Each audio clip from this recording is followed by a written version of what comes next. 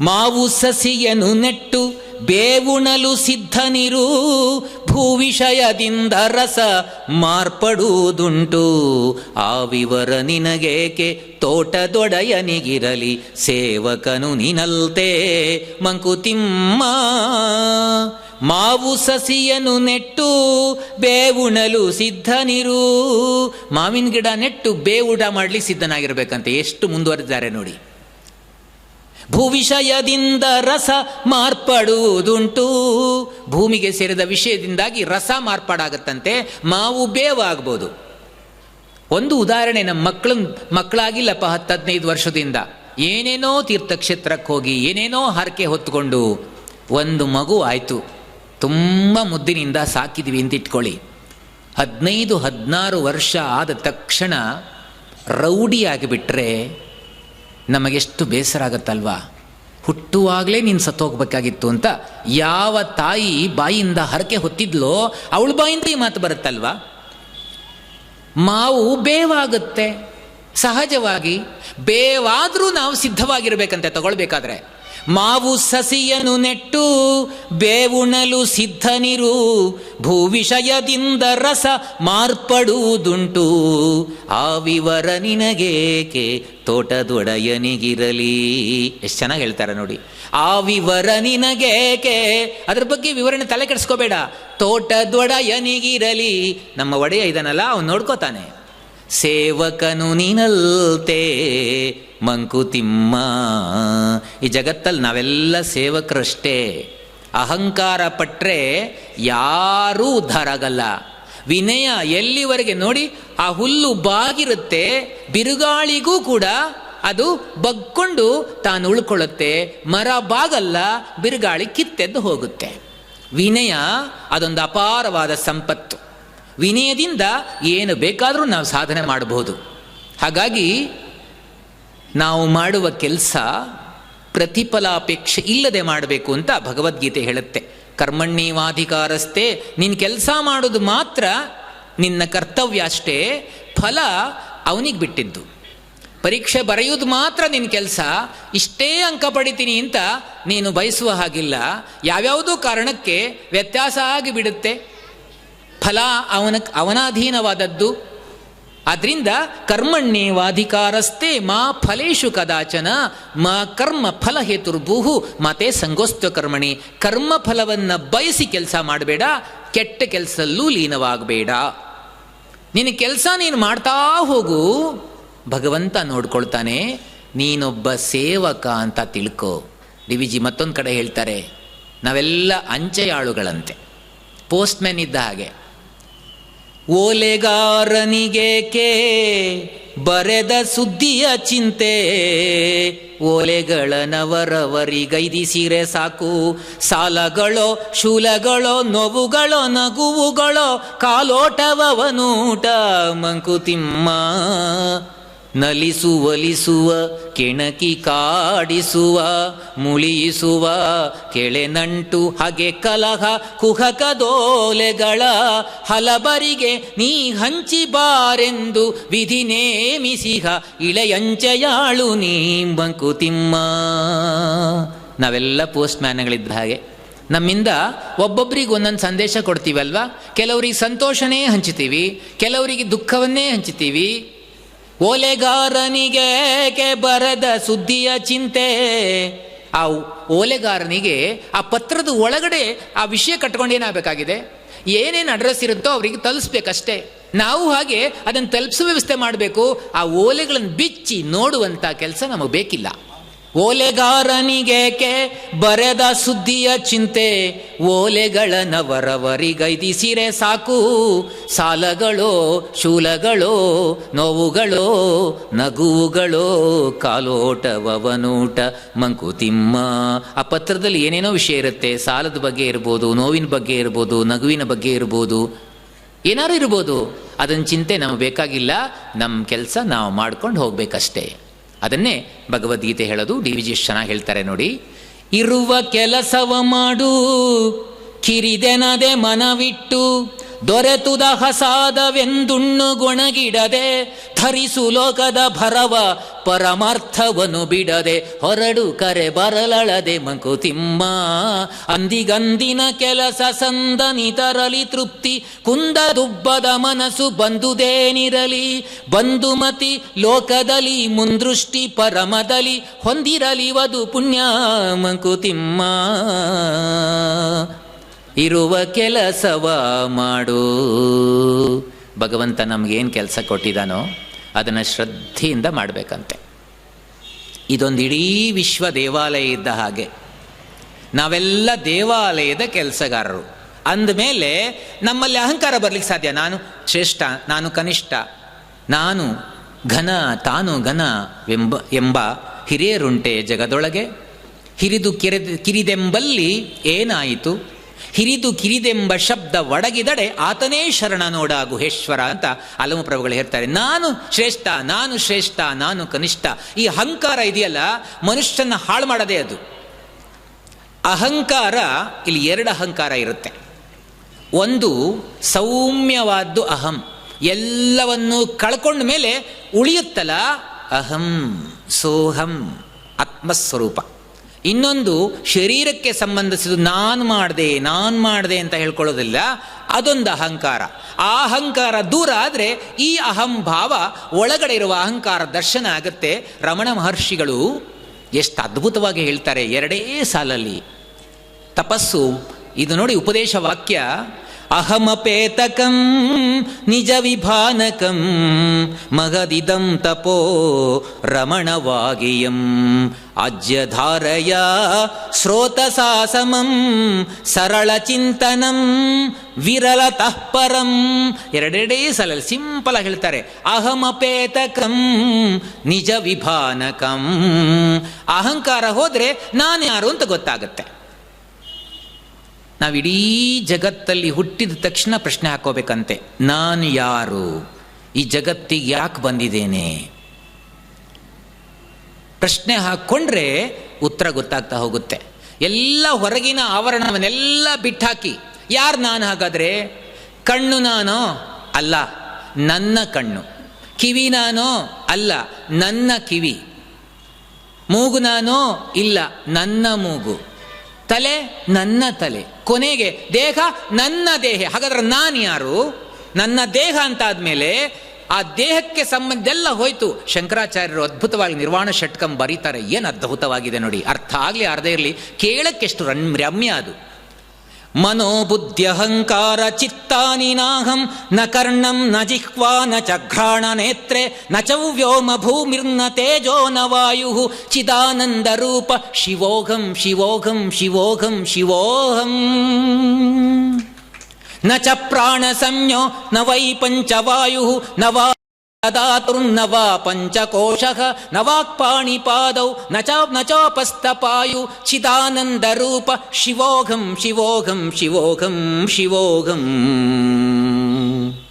ನ ಮೇ ದ್ವೇಷ ರಾಗೌ ನ ಮೇ ಲೋಭ ಮೋಹೌ ಮದೋನೇವ ಮೈನೇವ ಮಾತ್ಸರ್ಯ ಭಾವಃ ನ ಧರ್ಮೋ ನ ಚಾರ್ಥೋ ನ ಕಾಮೋ ನ ಮೋಕ್ಷಃ ಚಿದಾನಂದ ರೂಪ ಶಿವೋಹಂ ಶಿವೋಹಂ ಶಿವೋಹಂ ಶಿವೋಹಂ. ನ ಪುಣ್ಯಂ ನ ಪಾಪಂ ನ ಸೌಖ್ಯಂ ನ ದುಃಖಂ ನ ಮಂತ್ರೋ ನ ತೀರ್ಥಂ ನ ವೇದ ನ ಯಜ್ಞಾಃ ಅಹಂ ಭೋಜನಂ ನೈವ ಭೋಜ್ಯಂ ನ ಭೋಕ್ತ ಚಿದಾನಂದ ರೂಪ ಶಿವೋಹಂ ಶಿವೋಹಂ ಶಿವೋಹಂ ಶಿವೋಹಂ. ನ ಮೃತ್ಯುರ್ನ ಶಂಕ ನ ಮೇ ಜಾತಿ ವೇದಃ ಪಿತಾನೈವ ಮೇನೈವ ಮಾತಾ ಚ ಜನ್ಮ ನ ಬಂಧುರ್ನ ಮಿತ್ರಂ ನ ಗುರುನೈವ ಶಿಷ್ಯಃ ಚಿದಾನಂದ ರೂಪ ಶಿವೋಹಂ ಶಿವೋಹಂ ಶಿವೋಹಂ ಶಿವೋಹಂ. ಅಹಂ ನಿರ್ವಿಕಲ್ಪೋ ನಿರಾಕಾರ ರೂಪೋ ವಿಭುತ್ವಾಚ್ಚ ಸರ್ವತ್ರ ಸರ್ವೇಂದ್ರಿಯಾಣಾಂ ನ ಚಾಸಂಗತೋ ಬಂಧುರ್ ನ ಚಾಸಂಗತೋ ನ ಮುಕ್ತಿರ್ನ ಬಂಧಃ ಚಿದಾನಂದ ರೂಪ ಶಿವೋಹಂ ಶಿವೋಹಂ ಶಿವೋಹಂ ಶಿವೋಹಂ. ಕೊನೆಗುಳಿದದು ಮಾತ್ರ. ಅದನ್ನೆಲ್ಲ ಬಿಟ್ಟು ಹಾಕಿದರೆ ಆ ದಿವ್ಯ ದರ್ಶನ ಒಳಗಡೆ ಆಗತ್ತಂತೆ. ಉರ್ದುನಲ್ಲಿ ಒಂದು ಕಹಾವತ್ತಿದೆ, खुदी को कर बुलंदी तना की हर तकदीर से पहले खुदा खुद बंदे से पूछे बता तेरी रजा क्या है. ಭಗವಂತ ಬಂದು ಕೇಳಬೇಕಂತೆ, ಆ ಮಟ್ಟಕ್ಕಿರಬೇಕಂತೆ. ಎಲ್ಲ ಅಹಂಕಾರವನ್ನು ಬಿಟ್ಟು ನಿನಗೇನು ಬೇಕು ಅಂತ ಖುದ್ ನಮ್ಮ ಹತ್ರಕ್ಕೆ ಬಂದು, ಮನುಷ್ಯನೇ ನಿನಗೇನು ಬೇಕು ಕೇಳು ಅಂತ ಆ ಮಟ್ಟಕ್ಕೆ ಇಳಿದ್ರೆ ಎಲ್ಲ ನಿರಹಂಭಾವ ದೂರ ಆಗಿ ಹೋಗುತ್ತಲ್ವ. ಯಾವುದ್ಯಾವುದೂ ನಾನಲ್ಲ, ನಾನು ಯಾರು ಅಂತ ಸಾಕ್ಷಾತ್ಕಾರಿಸಿಕೊಂಡರೆ ಜೀವನ ಸಾರ್ಥಕ. ಆ ರೀತಿಯ ಕೆಲಸಗಳನ್ನು ನಮ್ಮ ಜೀವಮಾನದಲ್ಲಿ ತೊಡಸ್ಕೋಬೇಕು. ಮನಸ್ಸು, ಬುದ್ಧಿ, ಅಹಂಕಾರ, ಚಿತ್ತ, ಭೂಮಿ, ಪೃಥಿವಿ, ಅಪ್ಪು, ತೇಜಸ್ಸು, ವಾಯು, ಆಕಾಶ ಯಾವುದೂ ನಾನಲ್ಲ. ನಾನು ಯಾರು? ಸಾಕ್ಷಾತ್ ಶಿವ ಸಂಬಂಧಿ. ಶಿವನ ಕಿಡಿ ಪ್ರತಿಯೊಬ್ಬ ವ್ಯಕ್ತಿಯಲ್ಲಿದೆ. ಭಗವಂತನ ಕಿಡಿ ಅಲ್ಲಿಲ್ಲ ಅಂದರೆ ಬದುಕಲಿಕ್ಕಾಗೋದೇ ಇಲ್ಲ. ಗಾಳಿ ಮಣ್ಣುಂಡೆಯೊಳ ಹೊಕ್ಕು ಹೊರಳಲದು ಆಳೆನಿಪುದು ಅಂತಾಗದಿರೆ ಬರಿಯ ಹೆಂಟೆ ಬಾಳೇನು ಧೂಳು ಸುಳಿ ಮರ ತಿಕ್ಕಿ ದುರಿಯ ಹೊಗೆ ಕ್ಷೇಳವೇ ಅಮೃತವೇ ಮಂಕುತಿಮ್ಮ. ಈ ದೇಹದಲ್ಲಿ ಗಾಳಿ ಸಂಚಾರ ಆಗ್ತಿದ್ರೆ ಮಾತ್ರ ಮನುಷ್ಯ ಅಂತ ಅನ್ಸ್ಕೊಳ್ಳುತ್ತೆ. ಗಾಳಿ ನಿಂತೋಯ್ತೋ ಯಾರೂ ಕೇರ್ ಮಾಡಲ್ಲ. ಗಾಳಿ ಮಣ್ಣುಂಡೆಯೊಳ ಹೊಕ್ಕು ಹೊರಳಲದು ಆಳೆನಿಪುದು ಅಂತಾಗದಿರೆ ಬರಿಯ ಹೆಂಟೆ ಬಾಳೇನು ಧೂಳು ಸುಳಿ ಮರ ತಿಕ್ಕಿ ದುರಿಯ ಹೊಗೆ ಕ್ಷೇಳವೇ ಅಮೃತವೇ ಮಂಕುತಿಮ್ಮ. ಬರೇ ಗಾಳಿ ನಮ್ಮ ದೇಹದಲ್ಲಿ ಚೈತನ್ಯವನ್ನು ಕೊಟ್ಟಿದೆ. ಗಾಳಿ ಓಡಾಡಲ್ಲ ಅಂದರೆ ನಾವು ಓಡಾಡಲ್ಲ. ನಾನು ಅಂತೀವಲ್ಲ, ಏನಿದೆ ನಾನು? ಶಾಫೆನ್ ಹ್ಯಾವರ್ ಅಂತ ವಿದೇಶಿ ತತ್ವಶಾಸ್ತ್ರಜ್ಞ ಒಮ್ಮೆ ಒಂದು ಗಾರ್ಡನ್ನಿಗೆ ಬೆಳಗಿನ ಜಾವ ಹೋಗಿ 6 ಗಂಟೆಗೆ ಹೋಗಿ ಕೂತ್ಕೊಂಡ ಅಂತೆ.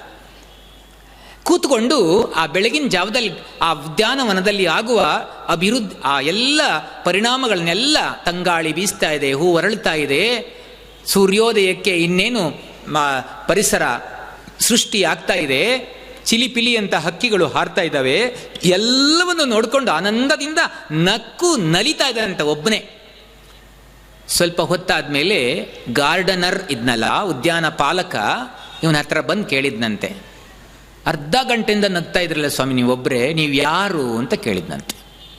ಆಗ ತಕ್ಷಣ ಹೇಳಿದ್ನಂತೆ, ಅದನ್ನೇ ನಾನು ಯೋಚನೆ ಮಾಡ್ತಾ ಇರೋದು. ಇಷ್ಟರವರೆಗೆ ನಾನು ಯಾರು ಅಂತ ಗೊತ್ತಾಗಲಿ, ನಿನಗೇನಾದ್ರೂ ಗೊತ್ತಾದ್ರೆ ಹೇಳು. ಪೂರ್ತಿ ತಲೆ ಕೆಟ್ಟಿದೆ ಅಂತ ತಿಳ್ಕೊಂಡ ಅವನು ಹೋದ. ಇಡೀ ಉದ್ಯಾನವನದಲ್ಲಿ ಆನಂದದಿಂದ ಕಾಲ ಕಳೆದ. ಸಂಜೆ ಆರಾಯಿತು. ಮತ್ತೆ ಅದೇ ಉದ್ಯಾನ ಪಾಲಕ ಬಂದು, ಸ್ವಾಮಿ ನೀವೆದ್ದೋಗ್ಬೇಕು ಅನ್ನಂತೆ. ಯಾಕೆ ಅಂತ. ಈಗ ಉದ್ಯಾನದ ಬಾಗಿಲು ಹಾಕೋ ಸಮಯ, ನೀವೇಳು ಹೋಗಬೇಕು, ಬಾಗಿಲು ಹಾಕಬೇಕು ನಾನು.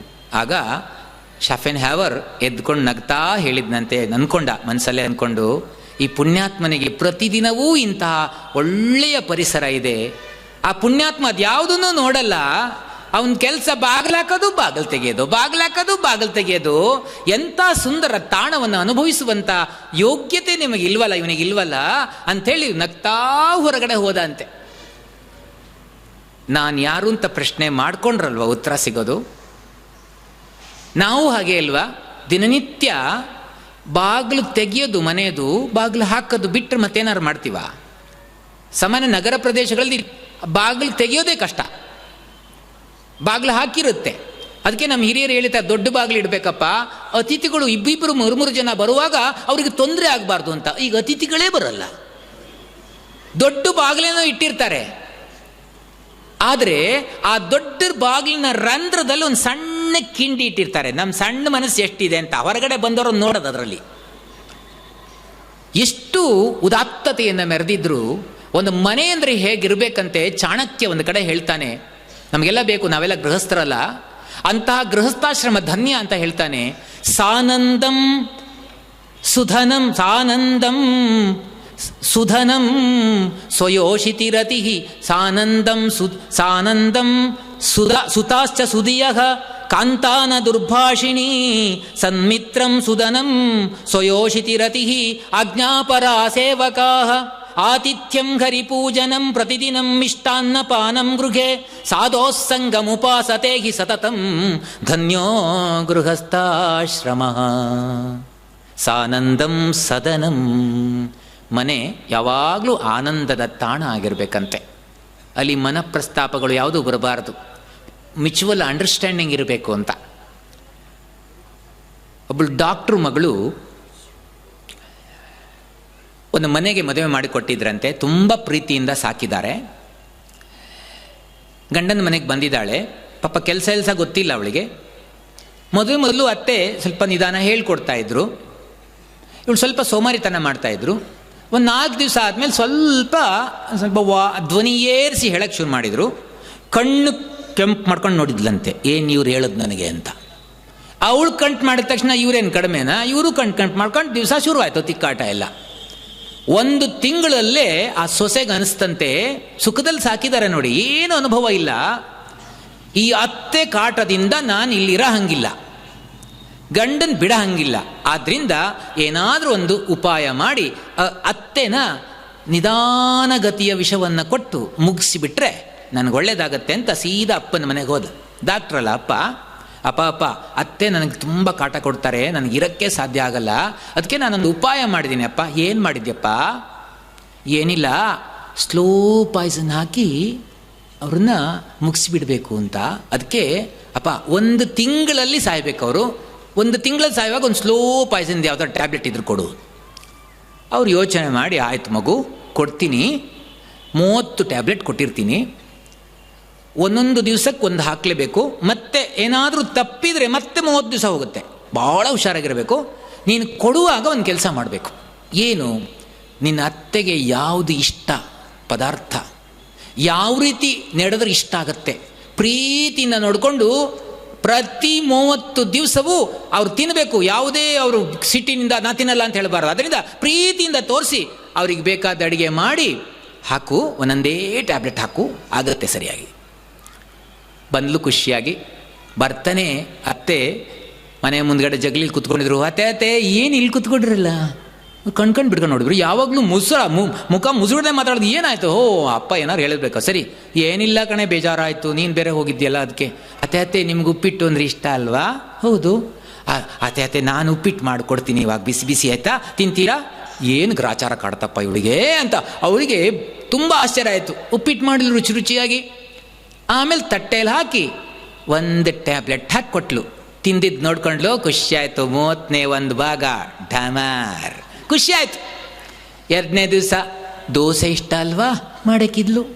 ಹೀಗೆ 5-6 ದಿವಸ ಎಲ್ಲ ಇವಳೇ ಪ್ರೀತಿಯಿಂದ ಕೆಲಸ ಮಾಡ್ತಿದ್ದಾಳೆ. ಅತ್ತೆ ಹಿರಿ ಜೀವ ಅವ್ರು ಹಾಗೆ ನೋಡ್ಕೊಂಡು ಕುತ್ಕೋತಾರ. ಪುಟ ನೀನೊಬ್ಬಳೇ ಮಾಡ್ತಿದ್ಯಲ್ಲೇ, ನಾನು ಸಹ ಒಂದಷ್ಟು ನಿನಗೆ ಯಾವ್ದು ಇಷ್ಟ ಹೇಳು, ನಾನೊಂದು ದಿವಸ ಮಾಡಿಕೊಡ್ತೀನಿ, ನೀನೇನು ಯೋಚನೆ ಮಾಡಬೇಡ, ಕುತ್ಕೊ ನೀನು ಅಂತ.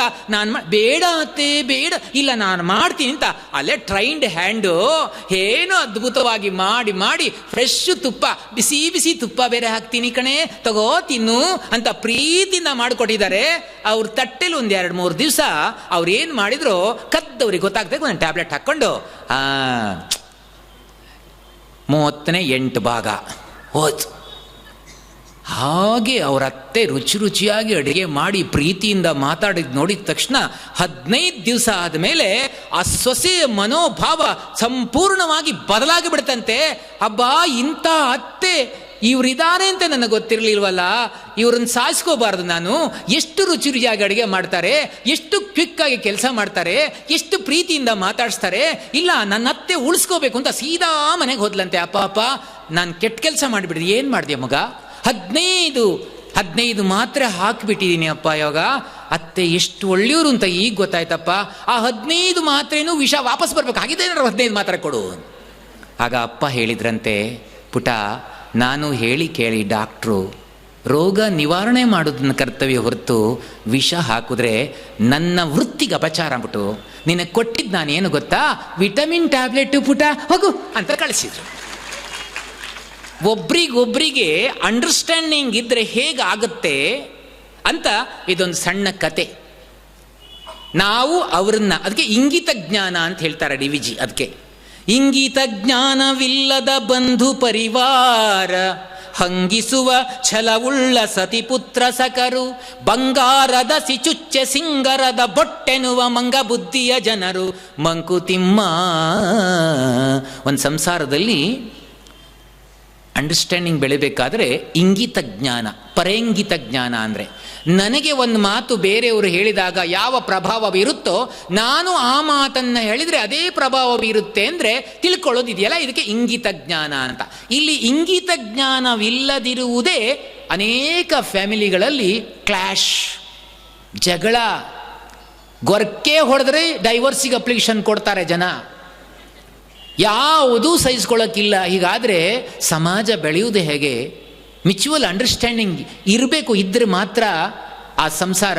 ಅದಕ್ಕೆ ಚಾಣಕ್ಯ ಚೆನ್ನಾಗಿ ಹೇಳಿದ ನೋಡಿ, ಸಾನಂದಂ ಸದನಂ, ಆನಂದ ಇರಬೇಕಂತೆ ಮನೆಯಲ್ಲಿ. ಸುತಾಶ್ಚ ಸುಧಿಯಃ, ಎಲ್ಲ ಕಡೆ ವಾತಾವರಣ ಆನಂದಮಯವಾಗಿದ್ದರೆ ಮಕ್ಕಳು ಬುದ್ಧಿವಂತರಾಗಿಬಿಡ್ತಾರಂತೆ, ಮಕ್ಕಳು ಕೂಡ ಬುದ್ಧಿವಂತರಾಗಿರ್ತಾರಲ್ಲಿ. ಕಾಂತಾನ ದುರ್ಭಾಷಿಣಿ, ಮನೆಯಲ್ಲಿ ಹೆಣ್ಣು ಮಗಳು ಯಾವತ್ತೂ ಕೆಟ್ಟ ಮಾತಾಡಬಾರ್ದಂತೆ. ಇಲ್ಲೊಂದು ಪ್ರಶ್ನೆ ಮೂಡುತ್ತೆ, ಹಾಗಾದ್ರೆ ಗಂಡು ಮಕ್ಕಳು ಆಡ್ಬೋದಾ ಅಂತ. ಅದಲ್ಲ, ಗಂಡು ಮಕ್ಕಳು ಹೆಚ್ಚಿನ ಅಂಶ ಎಲ್ಲ ಹೊರಗಡೆ ಕಾಲ ಕಳೆಯುವುದೇ ಜಾಸ್ತಿ. ಅಡಿಗೆ ಮಾಡುವಾಗ ಪ್ರೀತಿ ಬೆರೆಸಿ ಅಡಿಗೆ ಮಾಡಬೇಕಾಗತ್ತೆ. ಮಕ್ಕಳನ್ನು ನೋಡ್ಕೋಬೇಕಾದ್ರೆ ಹೊರಗಡೆ ತಿರುಗ್ತಾ ಇದ್ರೆ ಮಕ್ಕಳನ್ನು ನೋಡೋಕ್ಕಾಗಲ್ಲ. ಇದು ಸಮಸ್ತ ಮನೆಯ ಒಳಗಡೆ ಮಾಡುವ ಕೆಲಸವೇ ನೇರವಾದ ಪೂಜೆ. ಅವಳೇನಾದರೂ ಕೆಟ್ಟ ಮಾತನ್ನು ಆಡಿದರೆ ಮನೆ ಮಂದಿಗೆಲ್ಲ ಕೆಟ್ಟ ಮಾತು ಬಂದ್ಬಿಡುತ್ತೆ ಬಹಳ. ಅದಕ್ಕೆ ಸಹನಶೀಲಳಾಗಿದ್ದರೆ ಮಾತ್ರ ಮನೆ ಮನಸ್ಸನ್ಸ್ಕೊಳ್ಳುತ್ತೆ. ಯಾವತ್ತೂ ಕೆಟ್ಟ ಮಾತಾಡಬಾರ್ದಂತೆ. ನೋಡಿ, ಅವಳು ಮನಸ್ಸು ಮಾಡಿದರೆ ಹೆಣ್ಣು ಮಗಳಾದವಳು ಒಂದು ಎಂಥವ್ರನ್ನೂ ಬೇಕಾದರೆ ಪರಿವರ್ತನೆ ಮಾಡಬಲ್ಲಳು. ಶ್ರೀನಿವಾಸ ನಾಯಕರು ಪಿಟ್ಟಾಸಿ ಅಂದರೆ ಪಿಟ್ಟಾಸಿ, ನವಕೋಟಿ ನಾರಾಯಣ, ಒಂದು ಪೈಸೆ ಬಿತ್ತಿರಲಿಲ್ಲ. ಆದರೆ ಅವರ ಹೆಂಡತಿ ಸರಸ್ವತಿ ಬಾಯಿ ಎಷ್ಟು ಉದಾರೆ ಆಗಿದ್ರು. ಕೃಷ್ಣ ಒಂದು ಸಲ ಪರೀಕ್ಷೆ ಮಾಡಿ ಸರಸ್ವತಿ ಬಾಯಿನೂ ಪಾಸ್ ಮಾಡ್ದ, ಪುರಂದರದಾಸರನ್ನಾಗಿ ಮಾಡ್ದ. ಆಕೆ ಇಲ್ದಿದ್ರಂದ್ರೆ ಪುರಂದರದಾಸರು ನಮಗೆ ಸಿಗ್ತಾನೆ ಇರಲಿಲ್ಲ. ಅದಕ್ಕೆ ಕೊನೆಯವರೆಗೂ ಪುರಂದರದಾಸ ಕೀರ್ತನೆಗಳಲ್ಲಿ ತನ್ನ ಹೆಂಡತಿನೂ ಸೇರಿಸ್ತಾ ಇರ್ತಾರೆ ನೋಡಿ. ಗೋಪಾಳ ಬುಟ್ಟಿ ಹಿಡಿಯುವುದಕ್ಕೆ ಭೂಪತಿಯಂತೆ ಗರ್ವಿಸುತ್ತಿದ್ದೆ, ಆ ಪತ್ನಿ ಕುಲ ಸಾವಿರವಾಗಲಿ ಗೋಪಾಳ ಬುಟ್ಟಿ ಹಿಡಿಸಿದಳಯ್ಯ, ದಂಡಿಗಿ ಬೆತ್ತ ಹಿಡಿಯುವುದಕ್ಕೆ ಮಂಡೆ ಬಾಗಿ ನಾಚುತ್ತಲಿದ್ದೆ, ಹೆಂಡತಿ ಸಂತತಿ ಸಾವಿರವಾಗಲಿ ದಂಡಿಗಿ ಬೆತ್ತ ಹಿಡಿಸಿದಳಯ್ಯ. ಹೆಂಡತಿನ ಕೊಂಡಾಡ್ತಾರೆ. ಹಾಗಾಗಿ ಮನೆಯಲ್ಲಿ ಹೆಣ್ಮಕ್ಕಳಾದವರು ಗಂಡಸರು ಒಳ್ಳೆ ಕೆಲಸ ಮಾಡ್ತಾರೆ ಅಂದರೆ ಮೊದಲು ಸಪೋರ್ಟ್ ಮಾಡಿಬಿಡ್ಬೇಕಂತೆ. ಯಾಕೆ ಅಂದರೆ ಗಂಡಸರು ಮಾಡುವ ಒಳ್ಳೆಯ ಕೆಲಸದ ಪುಣ್ಯದ ಫಲ ಅರ್ಧ ಭಾಗ ನೀವು ಕೇಳದೆ ತಾನಾಗೆ ಕ್ರೆಡಿಟ್ ಆಗುತ್ತೆ. ಸ್ಲಿಪ್ ಪೇನ್ ಭರ್ತಿ ಮಾಡೋದು ಬೇಡ. ಒಳ್ಳೆ ಕೆಲಸಕ್ಕೆ ಉದಾರವಾಗಿ ಸಹಾಯ ಮಾಡಿಬಿಡ್ಬೇಕಂತೆ. ಅದಕ್ಕೆ ದಾಸರು ಒಂದು ಕಡೆ ಹೇಳ್ತಾರೆ, ದಾಸರ ಕೀರ್ತನೆ ಶ್ರೀಪಾದ ದಾಸರು ಅಂತ ಅನ್ಸುತ್ತೆ, ಅದನ್ನ ಭದ್ರಗಿರಿ ಅಚ್ಯುತ್ ದಾಸರು ಯಾವಾಗಲೂ ಹೇಳೋರು ಇದನ್ನು. ಎಷ್ಟು ಅದ್ಭುತವಾಗಿ ನೋಡಿ, ಎಷ್ಟು ಮೊರಲ್ ಇದೆ. ಹೆಣ್ಮಕ್ಳೆಲ್ಲ ಇದ್ದಾರೆ, ಖುಷಿ ಆಗ್ಬೋದು ಅವರಿಗೆ. ಗಂಡ ಮಾಡಿದ ಪುಣ್ಯದಲ್ಲಿ ಹೆಂಡತಿಗೆ ಸಮಪಾಲು, ಗಂಡ ಮಾಡಿದ ಪುಣ್ಯದಲ್ಲಿ ಹೆಂಡತಿಗೆ ಸಮಪಾಲು, ಗಂಡ ಮಾಡಿದ ಪಾಪದಲ್ಲಿ ಹೆಂಡತಿಗೆ ಪಾಲಿಲ್ಲ. ಹೆಂಡತಿ ಮಾಡಿದ ಪಾಪದಲ್ಲಿ ಗಂಡನಿಗೆ ಸಮಪಾಲು, ಹೆಂಡತಿ ಮಾಡಿದ ಪುಣ್ಯದಲ್ಲಿ ಗಂಡನಿಗೆ ಪಾಲಿಲ್ಲ. ನನ್ನ ಹೆಂಡತಿಯ ಮಾಡೋ ಅಂತ ಕೇಳ್ಕೊಂಡ್ರದವರ ಭಗವಂತನ ಹತ್ರ. ಎಷ್ಟು ನೋಡಿ ಶಕ್ತಿ ಇದೆ. ಅದಕ್ಕೆ ಹೇಳ್ತಾರೆ ಕಾಂತಾನ ದುರ್ಭಾಷಿಣಿ. ಎಲ್ಲ ಕೇಳಕ್ಕೆ ಬಂದು ಎಷ್ಟು ಶ್ರದ್ಧೆಯಿಂದ ಕೇಳ್ತಾರೆ ನೋಡಿ. ಒಂದು ಸ್ವಲ್ಪವಾದರೂ ಮನೆಯಲ್ಲಿ ಇದರಿಂದ ಪರಿವರ್ತನೆ ಆಗಲ್ವಾ? ಆಗದೇ ಇದ್ರೆ ತೊಂದರೆ, ಆಗಬೇಕು ಅಂತ ಮನೋಭಾವ ಬರಲ್ವಾ? ಡಿ.ವಿ.ಜಿಯ ಕಗ್ಗ ಅಂದರೆ ಬರೇ ಅದು ಕಗ್ಗದಲ್ಲಿ ಕಾವ್ಯದಲ್ಲಿ ಕೂತ್ಕೊಳ್ಳೋದಲ್ಲ, ಎಲ್ಲರ ಮನದಲ್ಲಿ ಹೊಕ್ಕಬೇಕು. ಆವಾಗ ಸಮಾಜ ತಾನಾಗೆ ಸುಧಾರಣೆಗೊಳಪಡುತ್ತೆ. ಬೇರೆ ಏನು ಬೇಕಾಗಿಲ್ಲ. ಇಲ್ಲಿ ಬಂದವರಿಗೆ ಯಾರಿಗೂ ಕೂಡ 500 ರೂಪಾಯಿ 1000 ರೂಪಾಯಿ ಕೊಟ್ಟು ಬರ್ರಿ ಅಂತ ಕರೆದವರಿಲ್ಲ. ತಾನಾಗೆ ಬರ್ತಾರೆ ಅಂದರೆ ಆ ಕಗ್ಗಕ್ಕೆ ಎಷ್ಟು ಆಕರ್ಷಣೆ ಇದೆ ನೋಡಿ. ಎಷ್ಟು ತತ್ವವನ್ನು ತುಂಬುತ್ತಾರೆ, ಎಷ್ಟು ಸತ್ವವನ್ನು ತುಂಬುತ್ತಾರೆ.